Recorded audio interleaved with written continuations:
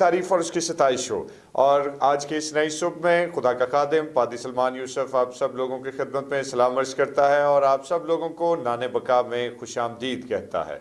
और इस ईमान के साथ कि यकीनन आप सब लोग खैरियत से हैं और अपने अपनी जगहों पर महफूज हैं, खुश खुरम हैं, आबाद हैं। खुदावन आपको शाद रखे। आइए अपने सिरों को खुदावन के हुजूर झुकाएं और दुआ करें। खुदा बाप, खुदा बेटे और खुदा रूल कुद्स के नाम में आमीन। मुकद्दस आसमानी बाप, हम तेरा शुक्र तेरी तारीफ करते हैं कि तू बेशक भला है, तेरी शफकत अब्दी है, तेरी वफादारी पुश्त दर पुश्त बनी रहती है। खुदा अजीम अपना करम कर और हमारी इस रियाजत पर तेरी कबूलियत की निगाह कायम रहे, खुदावन यीशु के नाम में आमीन आमीन। Praise Lord. और दोस्तों खुदा की तारीफ और उसकी सताइश करते हैं कि खुदा ने आज की ये इंतहाई खूबसूरत सुबह हमारी ज़िंदगी में बख्शी ताकि हम उसके हजूर में हाजिर हों, उसे इज्जत और जलाल दें और उसी की तारीफ़ करें। और आज जब हम उसकी तारीफ़ करने को हैं तो एक बड़ा ही खूबसूरत गीत जो खुदा उनके जलाल के लिए हम क्वायर के साथ मिलकर गाएंगे और यकीनन आप सब लोगों को ये गीत आता भी होगा। बोलो यीशु मसीह दी जय। और जिस वक्त हम खुदा की तारीफ करेंगे और क्वायर से इस गीत को सुनेंगे तो यकीनन आप बरकत पाएंगे और मिलकर बोलेंगे बोलो यीशु मसीह दी जय।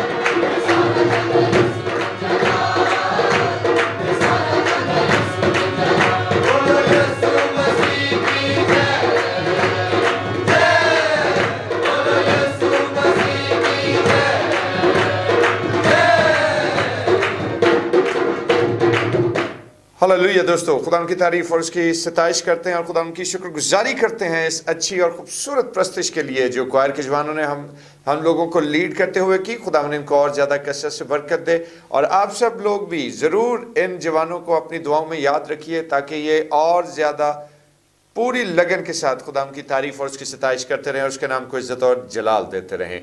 और वक्त है कि खुदा उनके बुजुर्ग कलाम की तिलावत को सुने। और आज हमारे साथ हमारे बहुत ही मोहतरम दोस्त एडवोकेट फलक सबा मौजूद हैं और आज हम फलक साहब के वसीले से खुदा के जिंदा पाक कलाम की तिलावत को सुनेंगे। खुदावंद के जिंदा पाक कलाम में से पढ़ेंगे पुराना अहदनामा ज़बूर नंबर 119 और आयत नंबर 81। मेरी जान तेरी नजात के लिए बेताब है, लेकिन मुझे तेरे कलाम पर इत्मीद है। खुदावंद के पाक कलाम के पढ़े जाने पे उसकी खास बरकत हो। खुदा उनका जिंदा पाक कलाम का पढ़ा और सुना जाना हम सबों के लिए बरकत, कुव्वत, फजल और खुदा उनकी रहमत का सबब रहे। आइए अपने सिरों को खुदा उनके हुजूर झुकाएं और दुआ करें। खुदा अजीम, तू जो सच्चा और बुजुर्ग है, तू जो रहीम और आदिल है, खुदावन अपने रहम और अपनी बुजुर्गी से आरास्ता कर, अपनी हिकमत और दनाई दे ताकि खुदावन तेरे कलाम अक़दस पर गौर करें और बरकत पाएँ, यीशु के नाम में आमीन। Praise Lord. दोस्तों, खुदावन की तारीफ़ और उसकी हम्द और उसकी सताइश हो आज के इस खूबसूरत वक्त के लिए और ख़ास तौर पर इस बहुत ही मीनिंगफुल आयत के लिए जो अभी हमारे लिए तिलावत की गई। और जिस वक्त हम इस आयत का जो पस मंज़र है वो देखते हैं तो इस आयत का पस मंज़र बहुत दिलचस्प है। और पस मंज़र क्या है कि ज़बूर नवीस को ऐसी सिचुएशन का सामना है, ऐसे हालात में से गुजर रहा है कि जब उसके दुश्मन जो हैं वो उसके खिलाफ सफरा हुए हैं, जब वो उसको हलाक करने के दर पे हैं, जब उसको बच निकलने की कोई राह दिखाई नहीं देती, तो ऐसी सूरत में वो अपने खुदावन के हुजूर झुका है, अपने खुदावन से बात कर रहा है, अपने खुदावन पर ईमान रखते हुए अपने उस ईमान का इजहार कर रहा है। दोस्तों, उसकी सिचुएशन का, उसकी हालत का हम अंदाज़ा उन आयात से लगा सकते हैं जो कि ज़बूर नंबर 119वें की 81वीं आयत से ऑनवर्ड दिखाई देंगी। और ख़ास तौर पर जब हम सियालकोट कन्वेंशन गीत की किताब में देखते हैं और इस ज़बूर को गाते हैं तो उसमें हमें एक बड़ी ही जानदार वर्स दिखाई देती है जिसको हम यूं गाते हैं कि चमड़े दी मश्क दी मिसाल होया है रब्बा मेरा हाल, सुक्की हो जेड़ी तू दे नाल पर मैं ना भुलिया तेरा ना।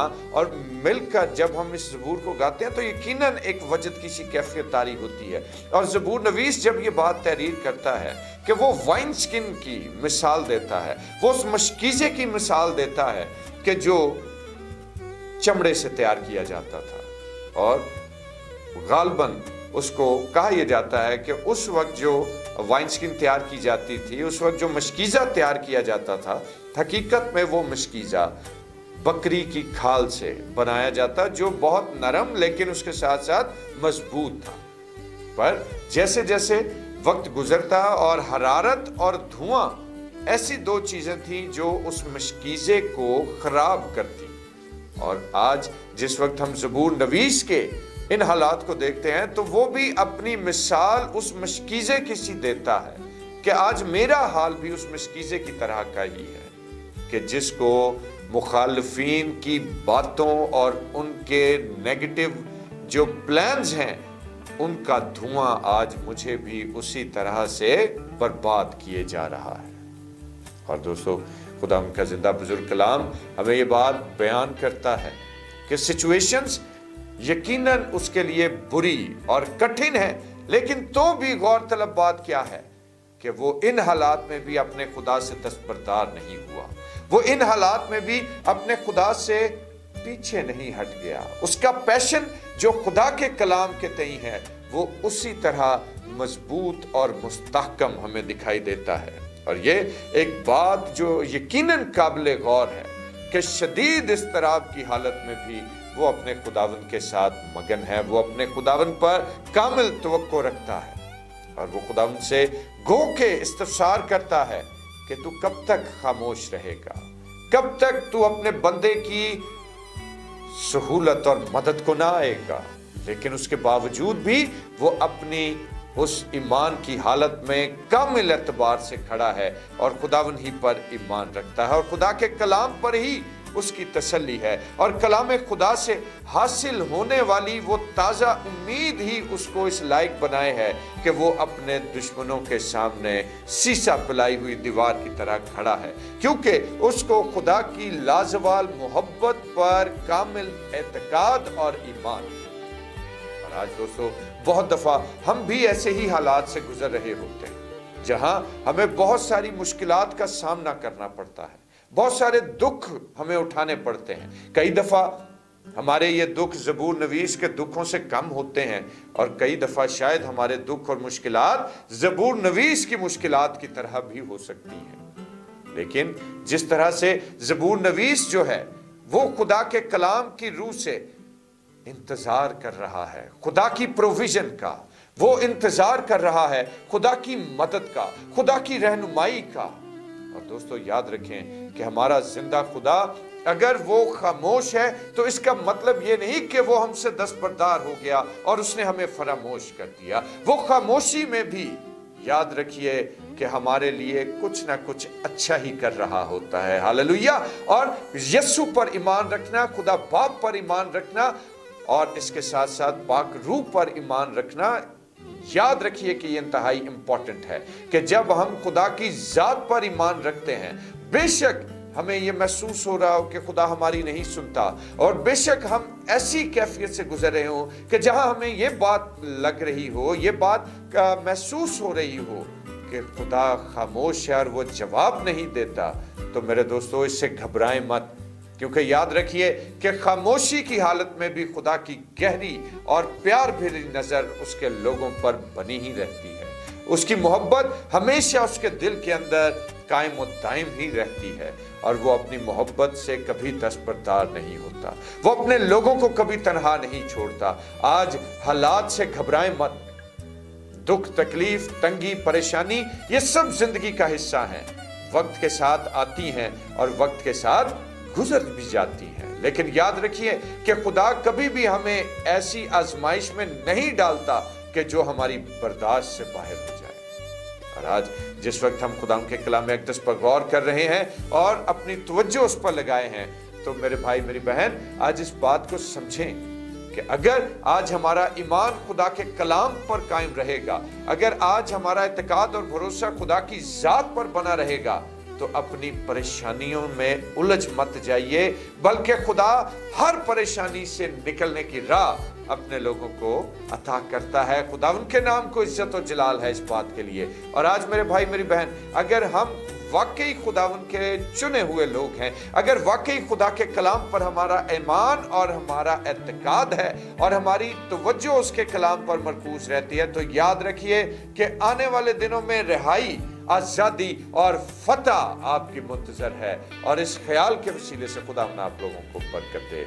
आमीन। खुदा अजीम कादर मुतलक आसमानी बाप, हम तेरा शुक्र बजा लाते हैं तेरी अजमत और तेरी बड़ाई के लिए, तेरे जलाल के लिए, तेरी बरकत और तेरी रहमत के लिए, और ख़ास तौर पर कलाम के हिस्से के लिए। खुदावन तो हमें ये तौफीक अता फरमा कि हम तेरे कलाम अक़दस पर गौर करते हुए खुदावन हर मुश्किल से मुश्किल हालात, हर कठिन हालात में तेरे कलाम के वफादार रहें, और खुदावन अपनी ज़िंदगी तेरे कदमों में गुजारें, ताकि तेरा रहम और तेरा फजल हमारी ज़िंदगी पर जारी और सारी रहे। खुदावन यीशु के नाम में आमीन। आए हमारे बाप, तू जो आसमान पर है, तेरा नाम पाक माना जाए, तेरी बादशाही आए, तेरी मर्जी जैसे आसमान पर पूरी होती है ज़मीन पर भी हो।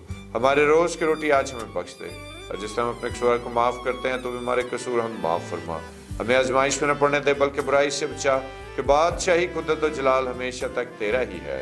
आमीन। और अब हमारे खुदा यीशु मसीह का फजल, खुदा बाप की मोहब्बत, पाक रूह की रफ़ाकत और शराकत, उसकी तसल्ली और उसका इत्मीनान अब से लेकर हमेशा तक कुल मुक़द्दसीन के साथ और तमाम देखने और सुनने वाले भाइयों और बहनों के साथ होता रहे। आमीन। Praise Lord. खुदा की तारीफ़ और उसकी सताइश हो। और रुखसत होने से कबल आप सब लोगों की खिदमत में वही अर्ज़ करना चाहता हूँ कि ज़रूर चैनल को सब्सक्राइब कीजिए, और इसके साथ साथ डिवोशन को शेयर करें, ताकि खुदा के बहुत सारे मुक़द्दसीन, खुदा के बहुत सारे लोग खुदा की आवाज़ को सुने और अपने दिन का आगाज़ उसके जलाली नाम के वसीले से करें। खुदा आपको बरकत दे, और कल फिर नई सुबह नए ख्याल के साथ आपकी खिदमत में हाजिर हूँगा। तब तक मुझे इजाज़त दीजिए। खुदा आपका हामी और नासिर हो। आमीन।